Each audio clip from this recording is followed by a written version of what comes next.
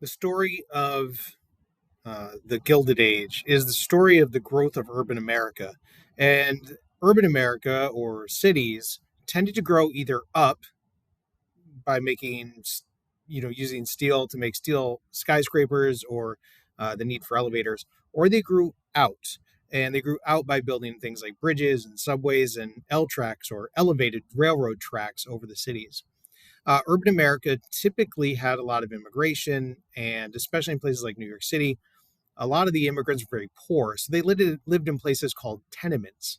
And a tenement was a pretty dirty, rundown place where there was a lot of disease, a lot of poverty. There was always a constant danger of fire. The houses were built pretty poorly.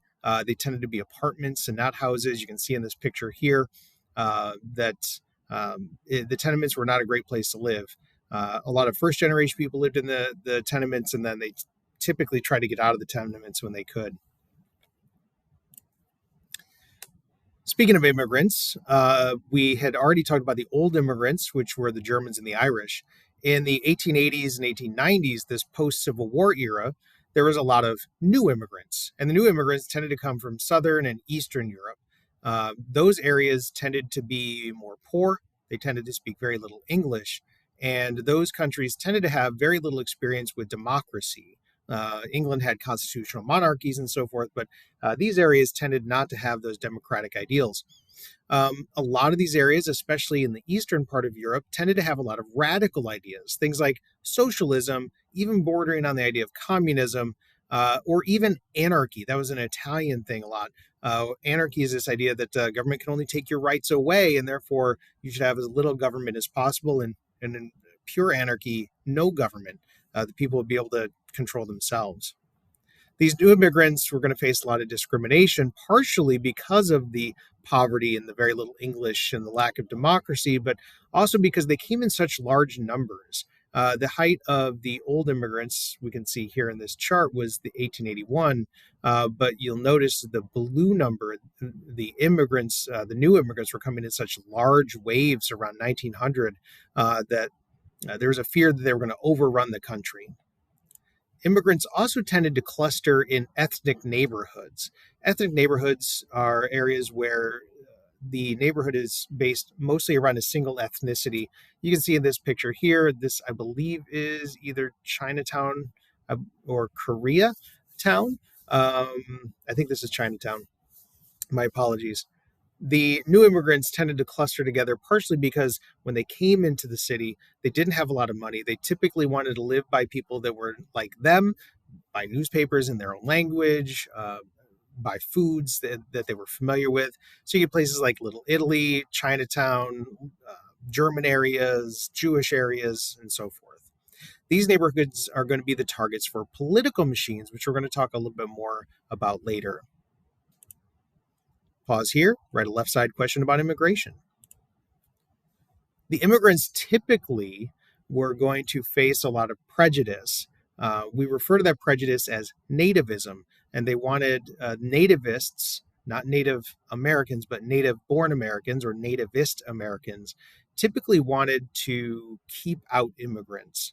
And they usually blamed immigrants for low wages, the idea being supply and demand. The more workers there were that could fill in these jobs, the lower the pay would be, which kind of shifts the blame away from the owners who are going to intentionally pay less and place it on the immigrants who are just looking to better their lives.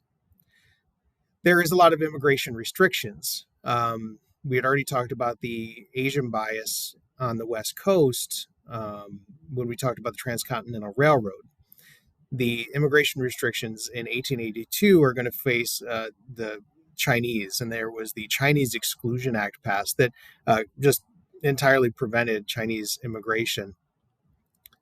No Chinese immigrants for 10 years, and we talked about the history of racism in California.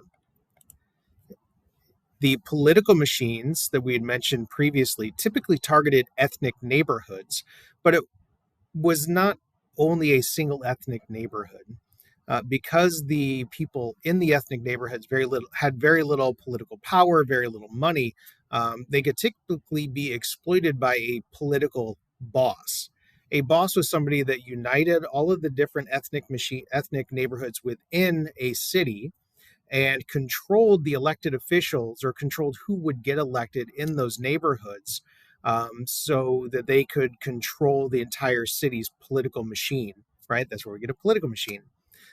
Now, reformers are going to claim that these political machines were pretty corrupt because they would argue that the leaders accepted bribes in return for other favors. Uh, but in reality, the immigrants were usually overlooked by other politicians. So, therefore, the political machines were built not only on bribes and favors, but also immigrants that felt that these bosses were the only ones looking out for their interests. Nativists hated the machines because it gave power to immigrants. So therefore, one of the key goals later of the progressive era is going to be to break these machines. Let's move over real quick to talk about what's happening uh, outside of the city, and that's to the farmers. Land was being taken away by taken away from Native Americans, and is being given to the federal. The federal government is giving that land to the white settlers. We talked about that in the past set of notes, and even immigrants are moving into the West, taking that homestead opportunity, and that means that all of this new land, all of these new farmers, is increasing the amount of farm product being made.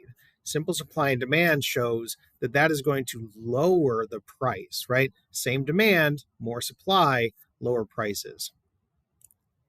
So, to pause, look back at your notes, highlight one way that immigration is going to impact American politics. Speaking of those farmers, the farmers are going to eventually unite together to form a political movement. The National Populist Party is going to form out of local farmers uniting together to try to better their situation. Local farmers would form local organizations called the Grange. You can see that Grange, the Grange. Eventually, the Granges realized that if they voted together, they could elect politicians that would think about their best interest. So the Granges would combine together to form regional farmer alliances. And that worked so well, they started to control state politics, state legislatures, state governors' positions.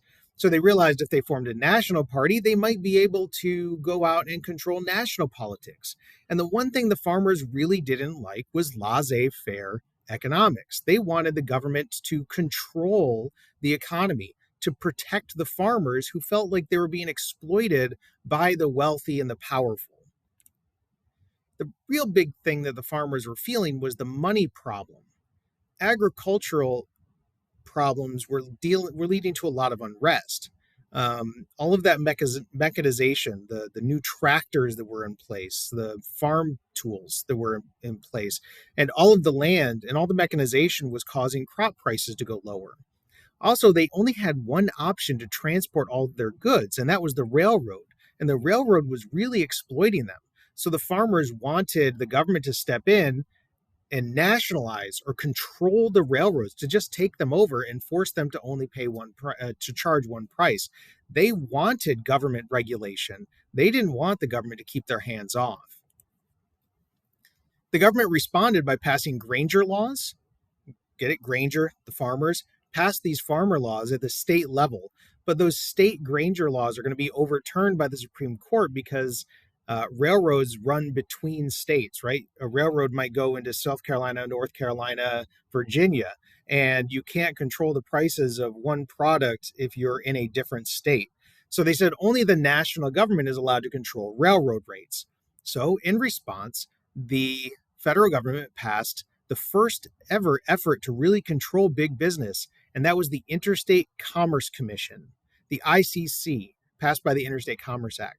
It's very weak, almost has no teeth to it at all.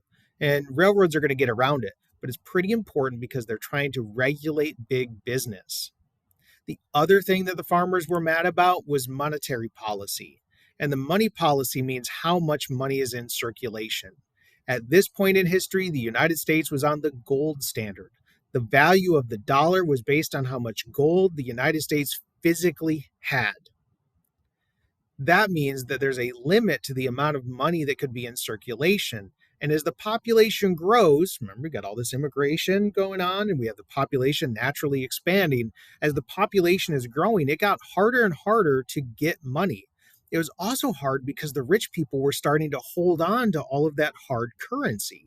This is the time of Vanderbilt and Carnegie and Rockefeller, and they're getting wealthier and wealthier, which means that the poor people had less and less money.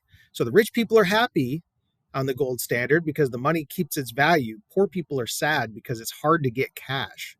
So what the populists wanted was inflation. They wanted more money in circulation. And that does a couple of important things. One important thing that it does is it makes it easier for the farmers to get their hands on cash. It also means that those mortgages that they had taken out on 15, 20, 30-year loans, over time, when the inflation occurs, and you can see here 1880, 1885, 1890, as their income goes up because they're charging more for their crops, their fixed debt stays the same. So it feels like they're paying back money that's worth less than what they borrowed. It helps those long-term fixed debts. The problem is that they're going to have to leave the gold standard, which would really make the wealthy people mad. It's also going to hurt workers as well, but we'll talk about that in a second. So they have to leave the gold standard, which is what the money was based on. So what the farmers wanted, these populists wanted, was bimetallism. Bi means two. They wanted to add silver to the gold standard, which would increase the supply of money, which would lower the value of the money so that they could charge more for their crops. Once they charged more for their crops, they could pay back their loans with money that was then worth less than what they borrowed. And you can see Uncle Sam here is being saved by bimetallism from the ruins of destruction. Put a star next to one political impact or a demand made by the Populist Party.